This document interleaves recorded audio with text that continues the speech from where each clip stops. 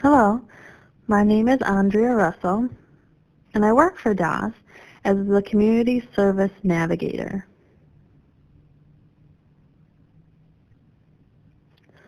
So what is advocacy?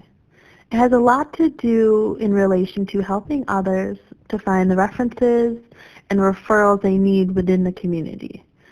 So, example, we advocate for how to find those services, the people involved in those services, and how to contact them, whether that's through email, phone, or having to send a letter. And understanding how the system works and what happens within the community, and how we can navigate through to get the services needed.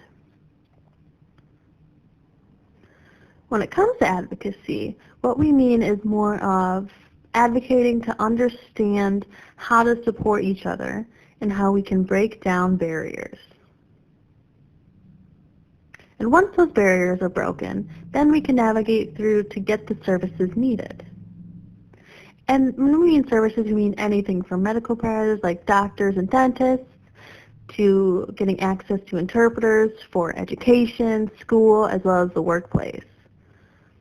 And how to navigate through that to get the services and to go through the system out there in the community. And we really want to encourage our members to learn also how they can do that themselves and how that system works. And most of the community members do understand what it means, and we have to follow through with specific policies and regulations within that system. Now, our job is not to bypass anything. We don't want to find a scapegoat or another way to get services we needed. We really want to see through the legal process and all equal access to everyone. For everyday life is what we want, which is important. We often encourage the empowerment of our community members, to rise up and to advance their life by learning how to do it themselves and how to advocate for themselves and provide the tools for them, as well as the feedback to improve their life and to go on every day and to feel good about themselves and to feel confident with what they do and what they want to do. We want them to feel like they did it themselves.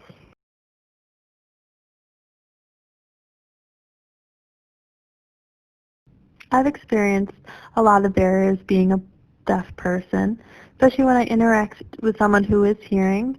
I can sometimes get along in the conversation by reading lips and talking, but if it's a complex issue, I do revert back to writing back and forth, which have experienced some negative reactions.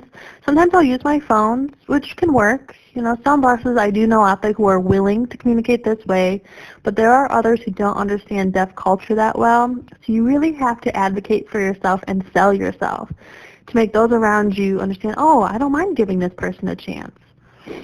Don't get angry and don't get upset, because why? Sometimes people will stereotype all deaf people, so the next time they interact with someone who's deaf, they'll think, oh, they'll just get mad again. You have to make yourself look good for other deaf people so you can provide more opportunities to the deaf community. For example, while I was working at FedEx, I recruited about 4 or 5 deaf people who now work there. And so that's an improvement I see in the community. And it's important to help yourself because you also help those around you and people to grow. And how do I advocate for myself? I'm a hard worker, and I try to show that to the companies I work for. And when I have conversations with other deaf people out in the community, I notice people talk about, how frustrated they are with their work. They don't feel like they're enough or enough services aren't being given. I try to help them out with that. I can help some, but of course some don't want my help. Maybe later they will. I'm very good at advocating for myself and helping other people, because I notice when I help other people feel good, it makes me feel good. And I don't want to see deaf people suffer, especially right now with COVID. Everything's changed. So advice I'd give to people who experience the same barriers as me would be, I know you feel frustrated. Trust me, I've felt frustrated before, but try not to be. I really encourage you not to show your frustrations. As a community, deaf people are very expressive. But especially in a hearing world, in a professional situation like the workplace, it's important not to show your attitude or your expressions too much on your face. You want to have a good attitude when talking to coworkers and try to figure out things, because later, it's important they want your coworkers to feel comfortable with you. I mean, privacy is key. If you want to have a conversation, have a conversation. Have a private conversation about what's bothering you, what could help. And that way, it'll keep in mind that next time going forward that you can have that conversation. Volunteering is easy too. You can do that. That's a possibility. You just have to sell yourself out there in the community. First, you're going to have to identify yourself. Who are you? What are your passions? What are your interests? Write that down. Then you can sell yourself out there in the community. Once you know who you are, be confident, be brave. Because deaf people are brave and they're capable of doing what they want.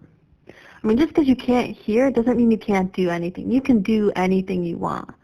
The problem is you just can't hear anything. That doesn't mean anything else.